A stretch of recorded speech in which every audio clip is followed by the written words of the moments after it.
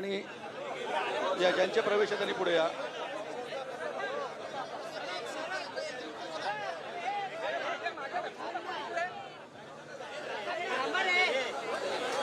राजसाहेबांच्या रूपाला एक फटका, बाळासाहेबांच्या विचारावर प्रेम करणारा एक कट्टर शिवसैनिक ज्याने बाळासाहेबांच्या विचारांची धुरा पुढे नेली, त्याने बाळासाहेबांचे विचार जिवंत ठेवले आणि त्याने बाळासाहेबांच्या विचारांचा भगवा विधानसभेवर फेकून दाखवला. त्या आदरणीय एकनाथजी शिंदे साहेब यांच्या नेतृत्वात यांच्या नेतृत्वावर विश्वास ठेवून आज सर्व उभाटा गटाचे असंख्य कार्यकर्ते, शेकडो कार्यकर्ते आज माननीय एकनाथजी शिंदे साहेब यांच्या नेतृत्वावर विश्वास ठेवून शिवसेना पक्षाचा हे प्रवेश करीत आहेत.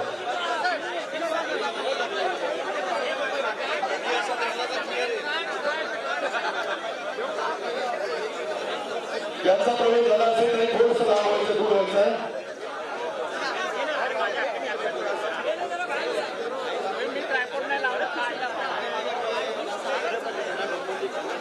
आणि राजन साळवींच्या कार्यकर्त्यांचाही पक्षप्रवेश शिंदे गटात होताना पाहायला मिळतोय. शेकडोंच्या संख्येनं कार्यकर्ते शिंदे गटात सहभागी झाले. एक मोठा राजकीय घडामोड आपण पाहतोय कोकणात, कारण ठाण्यामध्ये हा पक्षप्रवेश पार पडत असला तरी त्याचे परिणाम येत्या काळामध्ये कोकणातल्या राजकारणावर होताना पाहायला मिळणार आहेत. त्यामुळे साळवींना आता काय जबाबदारी दिली जाते पक्षाकडनं.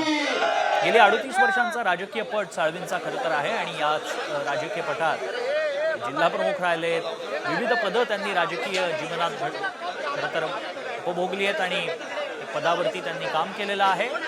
आता साळवींना काय जबाबदारी शिंदे गटातून दिली जाते.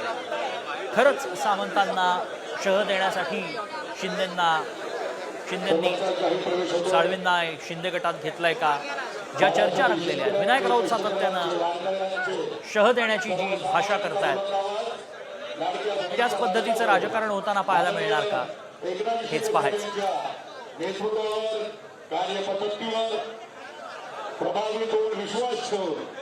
आज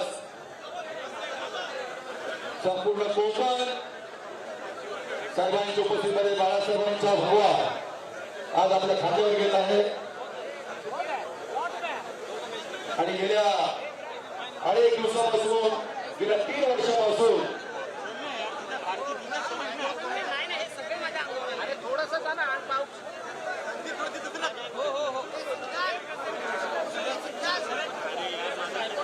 मंचेकरजी आपण असं स्टेजवर यायचं.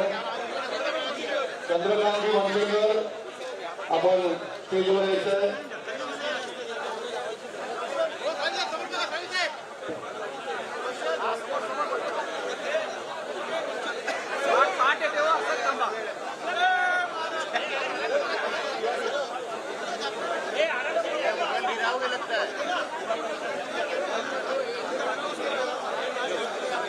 आपण आज उभाटा गटाची कोकणातील विभागना सुद्धा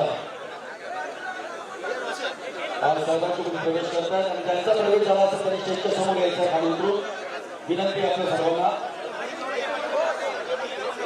ज्यांचा प्रवेश झाला त्यांनी स्टेजच्या खाली उतरून समोर यायचं, स्टेजच्या समोर. चला प्लीज. ठाकरेंचे साळवी अनेक वर्ष कोकणाचा गड सांभाळणारे राजन साळवी शिंदे गटामध्ये आता सामील झाले.